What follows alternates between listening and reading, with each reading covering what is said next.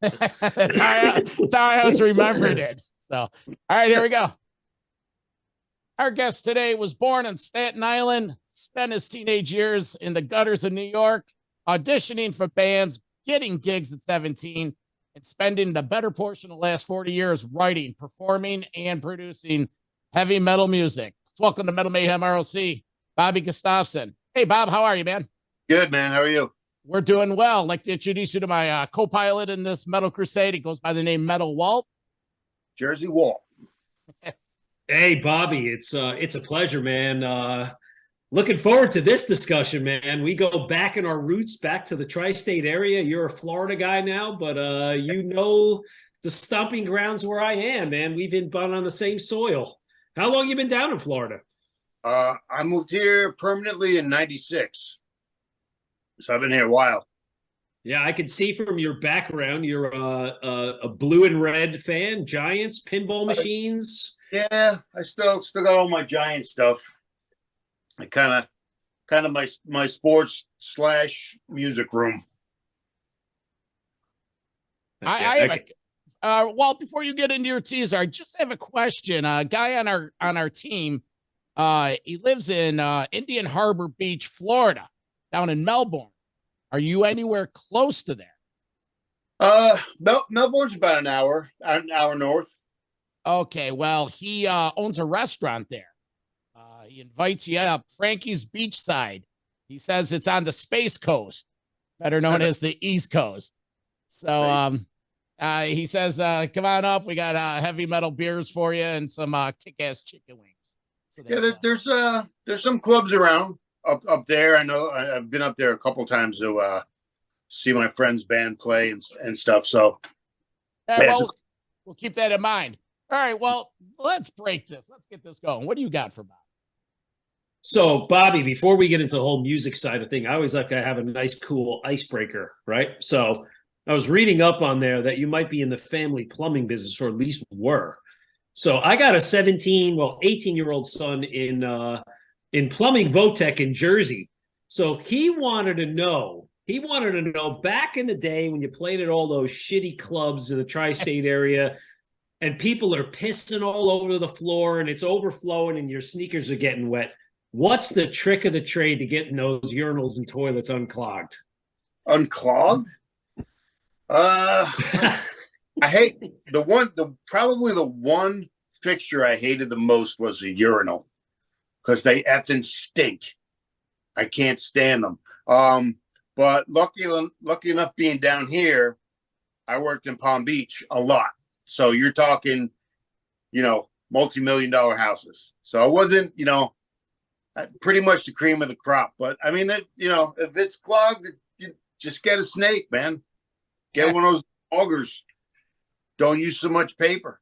Is that how you got into the business? You were, tired of walking around places like the Berkshire and Club Benet and in between sets, stepping all over pools of piss and say, man, there's got to be a better way here. Well, I didn't even really expect it. I mean, I was in California before I came here. I was out there for 2 years. And then I just got sick of California, and I've always wanted to come down here. I had some family here already. So just immediately, first thing, my brother-in-law had a plumbing business. So the first thing I did was work with him. I did that for about a year, and then I did other stuff. I did some painting. I did some electrical work. But eventually I just went back to the plumbing and recently just left after about 20 years. Cool. It's all right. I mean, it's not as bad as you think. I mean, a lot of it's construction work, like anything else, but the money's good. I would definitely tell kids to do it. Yeah. You better doing something like carpentry, electric, or plumbing over anything else. Oh, well, I'll have you on speed dial. If he ever has any questions, I'm going to go right to Bobby, texting basis, be like, yo, I got a guy here. We're brothers from another mother, metal Jersey scene, and he can answer all your questions. I can make money that way, I guess, somehow. Walt, you all right? You sound terrible. What's going on? I got a little bit of a head cold, that's all.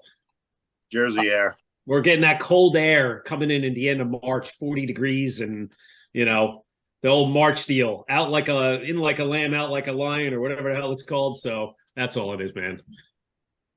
All right, so Bobby's in Florida. Bob, what is going on? I mean, we could touch on the overkill stuff. That's, but we're here to talk about 2023. So you're done with the violence gig. Mm-hmm. What's going on in the music front with you? I got a couple things going on. I mean, I'm pretty much constantly writing. I had a bunch of stuff that I was gonna use, or at least offer to violence to see if it had fit. And I just kind of dropped all of it. I didn't want to really use it outside of violence. So I started writing new songs, and rather than do another TAINT album right away, I wanted to try and start another band. So I've got guys already. I'm just trying to get the best possible songs. I mean, I'm going through, like, this is the most I've ever written. I probably have like 30 songs that I'm trying to organize and make them, different, get all the A-list type stuff. And then once that's ready, I'll get the guys together and we'll try and put something out. Other than that, I've got something happening that's a little premature. I can't really say yet, but hopefully I'll be back in Europe this summer, and I'll hopefully be able to announce it in a couple of months.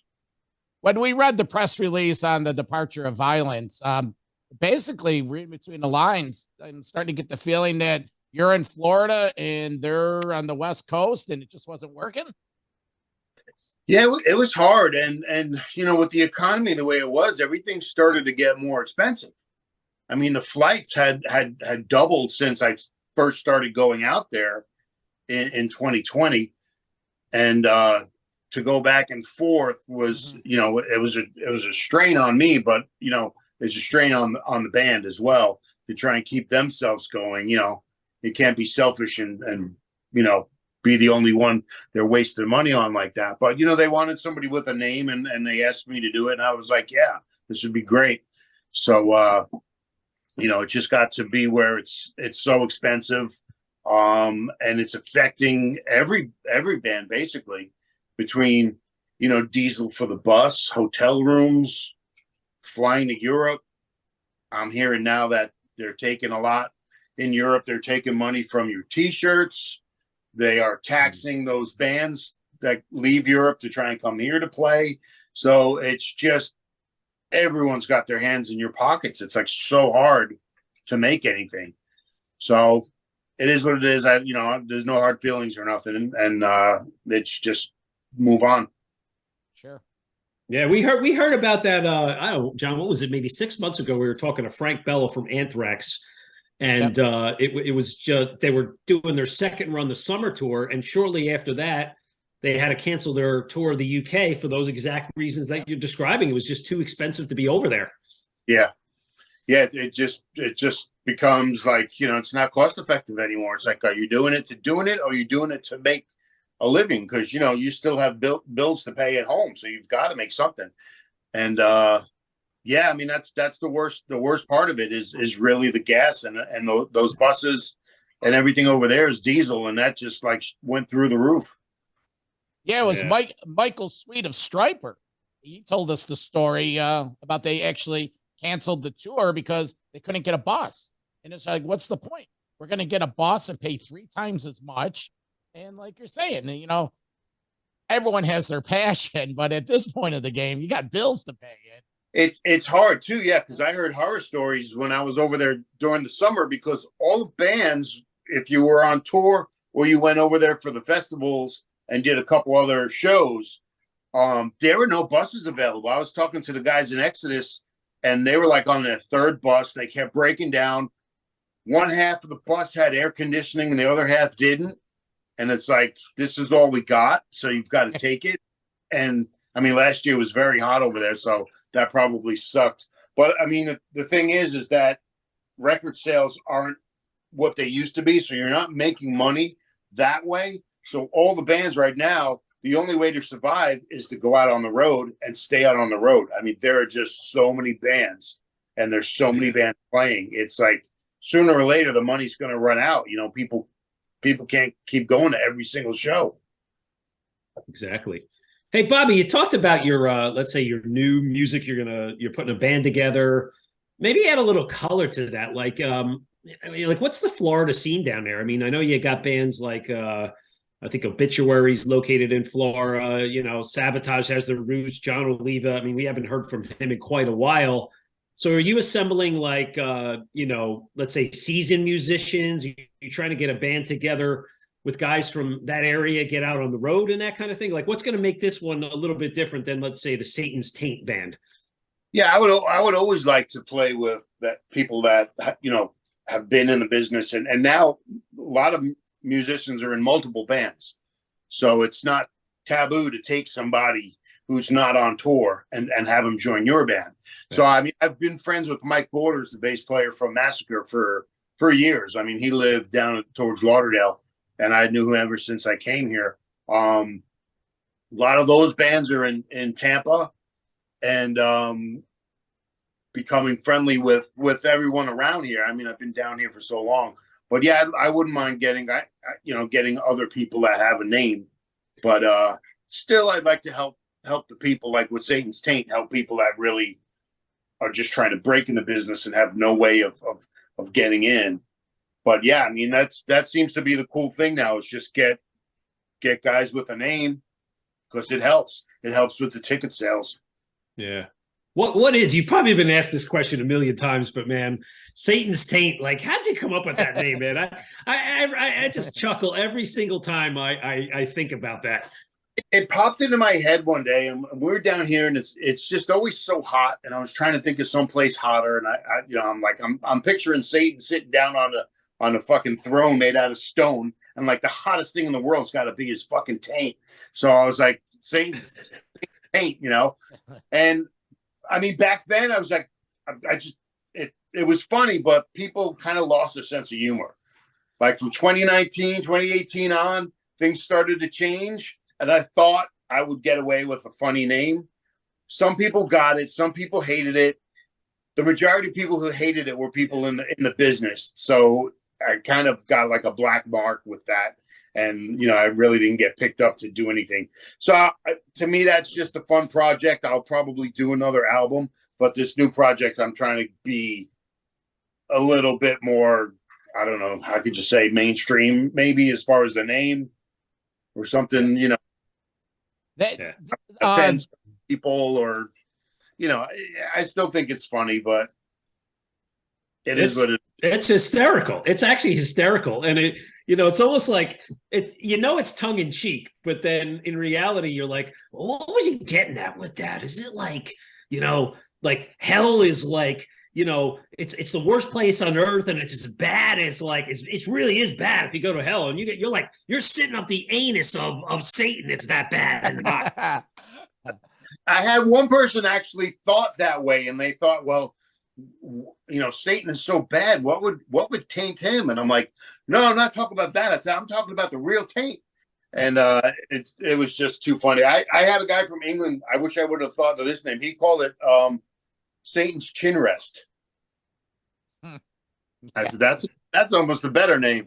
Yeah, but I like it. Hey, seeing in Florida, you get over to I think Orlando. Paul Merkowitz is from Cannibal Corpse, his new side band, Umbilicus. You familiar with that? I haven't heard that. I mean, I'm about 2 hours from there.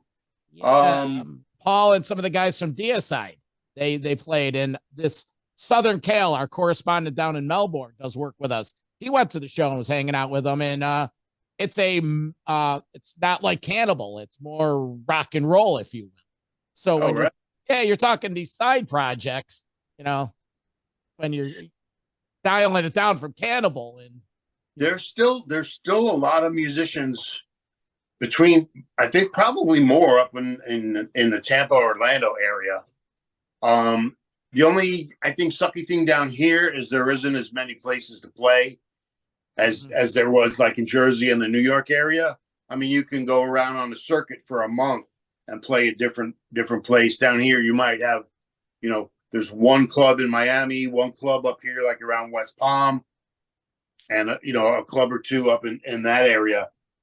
But yeah, I just haven't hooked up with any of any of those guys north of here, but you know, we all kind of know each other. Yeah, there's how much do you keep in touch with the old school guys? Like, you know, the guys Elson and Jeff Young, now they're doing what is it, Thrash of Kings or the Kings of Thrash or something. Kings of Thrash. Yeah, what do you think about that? I just like the Pantera thing. I try not to judge because I realize that a musician has to really go out and play right now to make any sort of money, you know, to stay alive. And you know, a lot of people were down on even his band. I mean, it's a small band, you know, the guy just wants to play. I'm probably not going to shake his hand anytime soon, but you know, let him go out and play. Last time I wrote something for his book, and I think the last time I had seen him was maybe down at Nico McBrain's restaurant. He had coffee or something he was trying to sell. But, you know, wish everybody luck, because, you know, there's just so many bands out there. There's not a lot. Rock and Roll Reps? Yeah. Yeah. Yeah, he spent, in December, he had his party. I'm probably going to go in a couple weeks again. Oh, were you down there when Ripper was playing? Yeah. Yeah. It's like the second year in a row he's come down. Yeah, Nico. Yeah, it's a great joint. I was there in December myself. Oh, were you? Yeah, I was down there for a football game, and you know, we went in there, and yeah, that's a cool little thing that he does every year, kind of blown up. You know, I have a listener question. Brian Hines of Rochester says, "Hey, Satan's Taint is great. Can you ask Bobby if he's ever been asked to join big name bands after he was out of Overkill, outside of the obvious Megadeth or the Chance Metallica? Any other bands ask you, like, try to court you, if you will?" Yeah, I think one of the first bands to ask me to play was Propane. Okay. Which I look back at it now, I would have fit in there with them very well, but I was a little afraid of joining something with Billy Milano, and he was the singer at the time. So oddly enough, I don't join Propane, but then I go with Billy Milano to California to do something with Perry Strickland that fell apart in 2 weeks, and he went back to New York, and I stayed out there. That was probably the first. I think even Dark Angel had asked from LA a few years back if I was going to play, but at that point, like, I didn't think I can go back and forth to LA and still work, you know. So I didn't know how that was going to be to join that band. Why were you afraid to play with Billy Milano? He's just over the top. Okay, yeah. You got to know that by now. Oh, yeah. I was just picking at you, find out because some TC incident would happen, or you would drink for 6 days straight that you're not used to, or just all of it. Great, but you know, he just went out there, and either something happened with Johnny, and he just like, I'm leaving, just dropped everything. We drove all the way out there. Yeah. So he's, you know, a little erratic on some things, but he was a guy I only saw SOD one time at Maxwell's in Hoboken, and it was one of the most bizarro shows I've ever seen. He was just walking all over the place, in and out of the bar, the main part, up top, you know, 150% energy all the time. I'm sure cool guy and all, but you could probably only keep that to a certain amount of limits. You know, it would get exhausting. I don't think he ever sleeps, and I've watched him drink a pot of coffee. Like every day he drinks a pot of coffee. So he's just wound up all day. Yeah, we did the little tour with Overkill and SOD, like City Gardens and Rising Sun or whatever. And yeah, we did a bunch of shows with them in the early days. I saw SOD up here in Rochester. Remember the Penny Arcade, Bob? You guys Yes. ripped that place apart a few times. But this was in 98 or 99. It was a very odd, like 4-off kind of little tour they did. And they it was like August. It's right when I was getting married. It was like 97, 98, somewhere around then. I remember it was hot as hell, and it was awesome because, you know, it would have been nice for them to like sit down and get another studio album out. I mean, I don't think. Well, they'll do what they want to do, but I don't know if some of those themes on some of those songs would work. No, too talk well. about politically correctness. That'll never fly. Yeah, that'll fly today. But they definitely made their mark when that album came out. So that was pretty cool. Hey, I think we have some mutual friends. Two guys, Frank Wright and Alan Tecchio. They have this kick-ass book out, Jersey Metal. Yeah, I've heard about that. Okay, well, you're going to see about it because I'm going to share a shot for you that I dug out for you, and I need your comment on this. Let me see if my tech is working. Here we go. Let's see. I'm going to put my glasses on. Let's see here. Why isn't this sharing? Let's try this again. Share screen. Make sure your cursor's on whatever screen it is that you have the image. There we go. Can you see this, Bob? There we go. All right. That we used to take pictures in the early days down in Didi's basement. That was his basement. The brick wall that showed up in a couple other places. Didi's bedroom was like right behind the Overkill sign. That was very, very early in the band. I had just joined. There was another guitar player for about 2 weeks. He quit. There was the other guitar player between Rat and Blitz. Rich Conti or Mike Sherry? No, those were gone. This guy was Mike something, but he went under 2 different names. He was a little out there, but I used to play with him in the band on Staten Island called Riff Raff. I mean, we were only together for a short time. We never played out.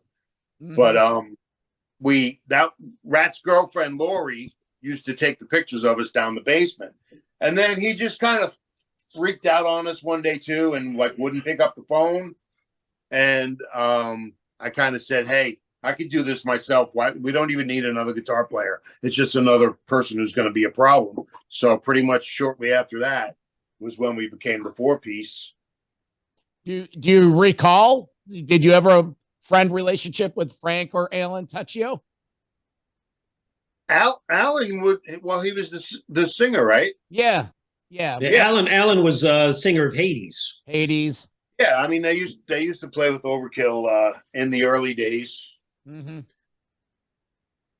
we had Alan and Alan. I'll tell you, Bob, it's a great book. Frank White obviously is a legendary photographer for up in that scene, and it really paints the picture of what it was like, when the sort of metal scene formed in the late 70s.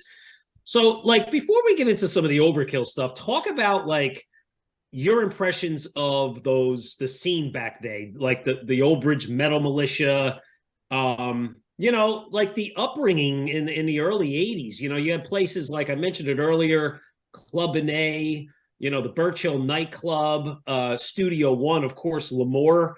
I mean, these were the stomping grounds for so many metal and thrash bands. Like, tell us about your life experiences in that era. Yeah, we used to play a place called Union Jacks a lot. And then we played Mingles with Testament before we went out on tour. That was like a disco almost. We got into like a huge brawl with the bouncers. I think they tried to put sugar in the gas tank of our van. Luckily, I saw that the next morning, and we start the van up. I didn't go to the early stuff because I was really young. I think I just have gotten my driver's license pretty much. I was like 17-ish, 18. And I didn't really get out there that much other than our shows, but we became friends with the Old Bridge guys, and they had come up to the show place in Dover. I did the first Overkill show in '83, August of '83, right out of high school. And then Johnny came up. The guys from Old Bridge told him to come up and see us. Like, you got to see this band. And it was like a huge snowstorm. There was nobody there. It was kind of a real crappy show. I think it was January of '84. And then he wound up seeing us in October, opening up for Anvil, and he wound up signing us. But we also did a bunch of shows in the very early days. We opened for Metallica up in Port Jervis, right up in the corner there. Yeah. There was a place on Staten Island called the Rock Palace we used to play. And then eventually we got into L'Amour's. And that just started to steamroll. I think the very first show might have been like a Wasp show on a Sunday. They had a matinee show, and they wanted to check us out because they haven't really heard of us before. And I think we opened up for Wasp on a Sunday afternoon. And then slowly we got in and did more shows. And then L'Amour's pretty much became, you know, our backyard. The guys who owned it wound up managing us. The Old Ritz, we used to play a lot. But we really weren't in the scene that long. I mean, we went from August '83 being our first show to October of '84 being signed. Yeah. I was gonna say that you guys, you didn't, you know, grind it that much because, you know, No. 3 years later, you're opening for Slayer, you know, Raining Blood tour. You guys were getting those gigs. Let me ask you on those matinee shows, because that used to happen up here. We used to have the Penny Arcade afternoon shows on Sunday afternoons. Was that because of the age barrier, you think? Because the kids, you know, I was 15. I'm not going to any night show. I'm not getting into any bars. I think Wasp played maybe the Saturday or maybe even both Friday and Saturday the night before, but they, you know, to do an all age show, which L'Amour never did really a lot of those, but they wanted to do like a Sunday matinee to see if the younger kids would come in. And I remember it being a pretty good show, but that wasn't really, there wasn't like a lot of those. I don't remember doing a bunch of those. I remember doing the Rio Theater with Slayer's first East Coast show, Halloween of '84, the Rio Theater on Long Island. And yeah, well, I mean, we had some shows. We would definitely play almost every weekend during that time, or every other weekend. Did you keep it on the East Coast, or did you venture? No. We went all over. We would go with Nuclear Assault, actually, and we would go play Baltimore and Washington, Philly. I remember we drove up once and did a show in Boston. So we knew that we needed to expand, and you had all those major cities really close to you. So we took advantage of that, and you know, that really helped us grow a lot faster. You've got like 5 major cities in 3-4 hour driving distance. So we booked ourselves in other places. Well, when Overkill was pivoting in like 83, 84, 85, that golden age was exploding. That was, I'm a little older than Walt, and so I was in that demo. He's 3 or 4 years younger than I, so he caught on with the 87, 88 era. But you're right, that Nuclear Assault, Danny Lilker from our hometown. You know, I just saw him like 3 weeks ago. But that era, what are some of these tours you were digging back then? Any bands you really like playing? Any memorable non-New York shows? Memories of Rochester, if we're talking about the Rock? Yeah, we used to do Penny Arcade, and then there was a club in Syracuse we used to play. Lost Horizon? Lost Horizon. Yep.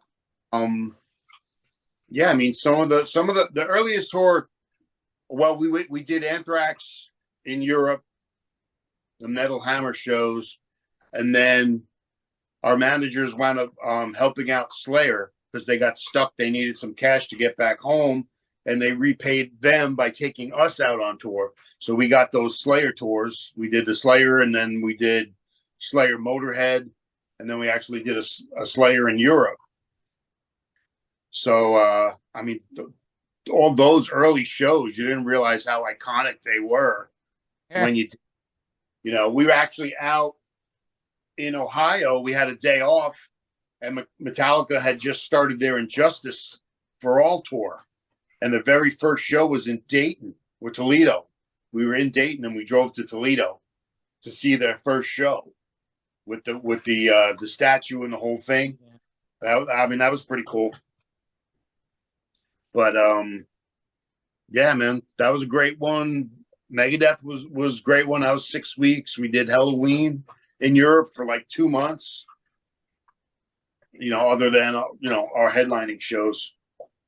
Hey, Bobby, I'm fascinated because John's right. I missed the boat by about 5 years. Oh. I'm 52, but a 5-year window I missed out. And I think back like, well, this will break your heart. I've actually seen Overkill 22 times, but never with you in the band because I missed it for that window. Mm-hmm. And I just think of like, I mean, you played and wrote on their most formidable years, and the albums they'll always be remembered for. Feel the Fire, Taking Over, Under the Influence, and of course, Years of Decay, which I love. But bring us through that 5-year period because, I mean, there's so much great material on those albums. I mean, what was it like being in the studio, writing these songs? I mean, it's so different back then from what there is now. One of the things I hated that I always think back on is that how rushed we were to write the next album. We were always like, we just had something out, toured a little bit right after it would come out, and they're like, okay, it's dead, time to go do another one. I like to sit on songs for a little bit because there probably would have been a couple of songs I may have left off from those days and maybe wrote something else instead. But to write those 4 albums as quickly, as we did, was just amazing. And back then you had the tape, the 2-inch tape. You didn't really, it wasn't in sections and pieces like they are today. I mean, literally your drummer pretty much had to play a good take so you could save it. So you didn't punch in because on the drums you could tell. You just can't do that. And it was hard on Rat. Rat was a good drummer live, but in the studio, it was really hard for him, tempo-wise, to stay steady.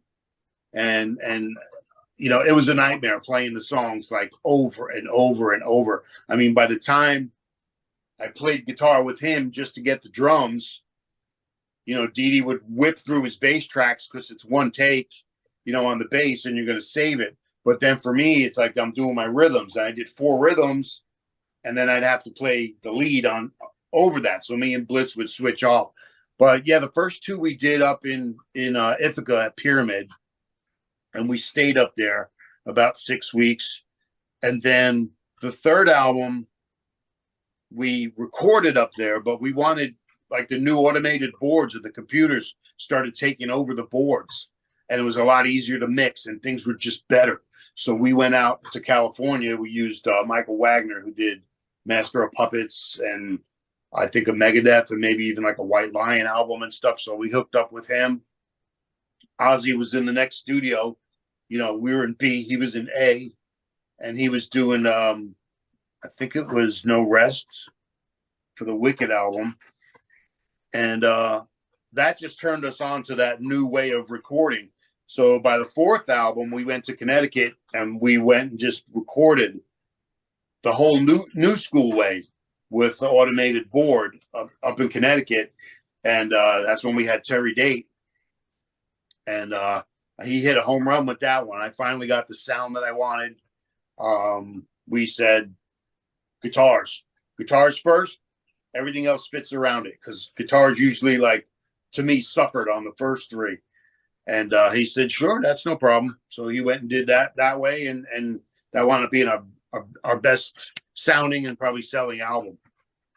Yeah, fortunately, I did have a chance. I've mentioned seeing you guys more than a few times, you in the band. Now we're talking about the old days. Alex down at Pyramid, Carl Kennedy, all those cats are down there.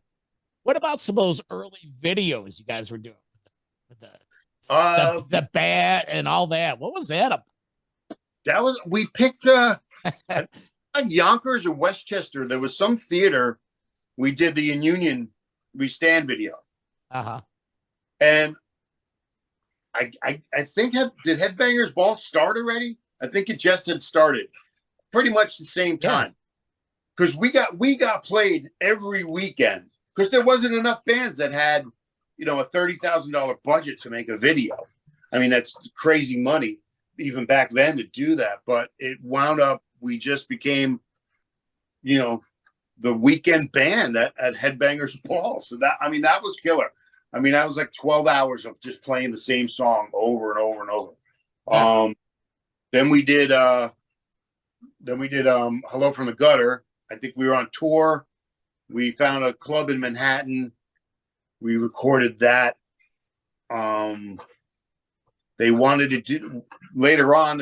I don't know if you remember, there was something called Smash or Trash, and they were going to play it during the day.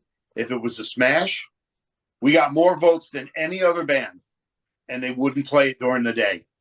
Really? Then Yeah, why have the fucking contest? And yep, MTV just totally lied, totally took us. They're like, we can't play this during the day. What are you kidding me? They're like, there's nothing vulgar about it. You know, there's no cursing in there, and they just would not do it. So we got a little screwed on that. But then they, you know, Hello from the Gutter got tons of airplay. Headbangers was still going interviews. And then the last one was Elimination. I think we did that in a studio in Manhattan. And same thing. That was up there like every weekend. They were recently we spoke with Steve Riley of Riley's LA Guns. And you know, that band's going through that heavy metal divorce. Now you have two versions of LA Guns. But the one thing Steve said, which we thought was really cool, was this is you know, I'm paraphrasing. He's like, listen, we're getting older, and you know, I've played with a lot of bands. I wish these guys nothing but the best of luck. You know, we did a lot of good shit together. I don't want to get into all the politics of why you left Overkill, but has there any communication with the guys? Rat's out of it, but like Dee Dee or Bobby, is there anything there, or is it just still? I talked to Rat a while back. I think he did that Get Thrashed home video or something, and he wound up like just cutting me completely out of the interview. I mean, we both answered the same question, and he just like completely took me out. All my answers were better than his, and I didn't even wind up hardly being in there other than just being seen. So I kind of haven't talked to him ever since that, his little Born in the Basement thing where he took credit for just about everything. So I don't really talk to him. I mean, the last time I had talked to Blitz and Dee Dee, I haven't talked to Dee Dee at all, but Blitz, I had talked to him probably like 20 years ago, but they just continue to like take money, you know? So if I don't find out about something, they're taking money from it. There's like when I did the Megaforce released the second Satan's Taint album, I had signed up for Sound Exchange that does all the digital. And both of those guys were taking 50% each of my songs. I didn't even know that you had to sign up for that. I thought it was something completely different on BMI, but it's not. It's its own company. And I lost out on probably like over 20 grand. So they continue just to show, even now at their age, that they've never matured. Everything is money with them. It was back then, and it still is now. So I really don't want to waste, you know, my time or my talents with someone like that. You know? It's too bad because, you know, I still follow the band. I still enjoy what they do. But, you know, we have tons of respect for you, and, you know, you're old school. We grew up with you, and that's why Walt and we wanted to reach out to you. Like, fuck, Bobby G, man, he's our boy, you know? Yeah, I mean, we were there in the beginning. We were there in the start. You know, we had already, you know, started the same time as everyone else was. We just had to wait before we got into that studio to go record, because there was a bunch of people before us. We had like the SOD project came up, and there was TT Quick and and we had to wait before we went in Pyramid. So we almost wasted an entire year before we went in to do the first album. So it made us seem a little bit farther back than most of the bands. But yeah, we were right there. You know, we definitely made some history on those first 4. Yeah. Walt, got anything you want to run by Bobby before we let him go? Nah, just a remark to what you said, Bobby. It's just, you know, such evidence that as somebody outside of being the musician, and that, of course, we all look at you guys as like, wow, these guys are the rock and roll players, man. They're having fun and touring the world and drinking beer. But the reality of it is, you know what? It's the business end. And like you hear all the time, like you're a young guy in the 80s and stuff like that. Maybe you're not thinking about the legalities of all these little things. And then here they are 30 years later. And if it's not done properly and you don't have the proper management, it can come back and bite you in the ass. And that's the hard side of, you know, why maybe as a fan, you look around and fans will ask us on the show, like, you know, where's this musician? Have you seen him? Do they have any new material? And a lot of it is much more than just being, listen, all you guys want to make music, right? But it's just not that simple. Yeah, I mean, it would be nice to be able to just make music and live off that. But for the longest time, you know, we couldn't. And I think that's what wound up probably getting us into the fights or whatever towards the end of me being with them.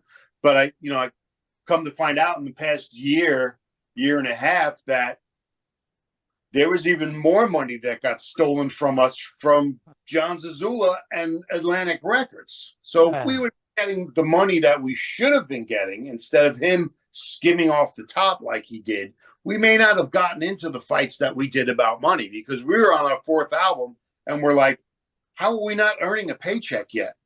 You know, we're all over the place. The album's selling great. You told us it sold 140,000 in the first week. And it's like, I'm still living at my parents' house. It's like, it doesn't make sense. So yeah, a lot of people, you know, a lot of fans, they didn't understand that. But I mean, regardless, we cherished them. I still do. I love going out and talking to kids, fans, whatever. Half of them are the same age as me now. And I mean, it's just like a huge metal family. Like, you know, guys are coming in with their kids now to the show. Let me ask you, what was the last time you were surprised that maybe some 12-year-old kid met you and said, oh, fucking Taking Over is my favorite, or I like Years of Decay, or just you were just surprised that 40 years later you're still affecting and touching somebody? It happens every day. It happens every day on Facebook. I get a message from someone who, you know, who shows me Taking Over, you know, got it on the record player and he's listening to it. It happens all the time.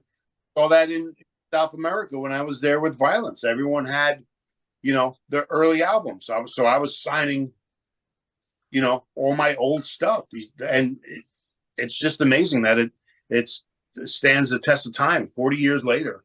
You know, kids are still getting into it. I mean, that's I love that. Well, it's in the metal DNA, this metal community. You know, we have a running series on the show called The History of Metal. And we started in the year 1973, and we're up to the early 90s now. And it's just continuously exemplifying that it's our community. You grew up in it. I grew up on it. And it's nice to see the young kids. So, Walt, parting shot? Bobby, before we let you go, and hey, this has been awesome, and I hope we can get back on with you later in the year when you announce your new band and your new project. But sure. I always had a curiosity on Overkill. Like, how did the band end up with the image of the green color, the green logo, and that kind of thing? Yeah, we had, you could see in that picture that you showed, we had the banner was in white. And we kind of came like Rad Didi, whatever. Like, we need a color. And we literally, like, you could see a Twisted Sister shirt. In a dark club, across the club, you could see that hot pink, that TS or whatever. You knew it was Twisted Sister. Mm-hmm. So they kind of thought, well, we need a color that you could do the same thing with. and there was the neon green, and there was that orange. And I'm the only one who liked the orange. Those three liked the green. So we went with the green, and it stuck with us. Then, oddly enough, we were playing at a show at L'Amour's. Biohazard was opening, and he asked me the same exact question. He's like, well, how'd you pick the green? And I told him the same thing I just said. And I says, yeah, I was the only one who liked the orange. Next time I saw Biohazard, their logo was orange. I'm like, you son of a bitch. So I gave them their color. They won't admit it, but that's where they got that from. But yeah, you know, you see that one color, and you could be so far away that you can't even read it, but you know it's Overkill. That's right.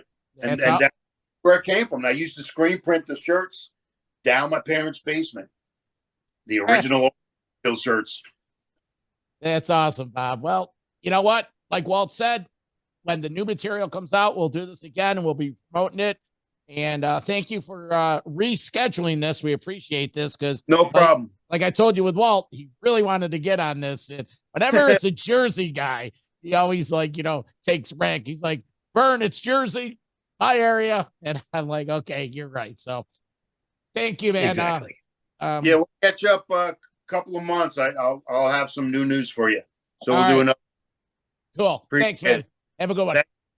Bye-bye. Thanks, Bobby. See you, man. Bye. Later.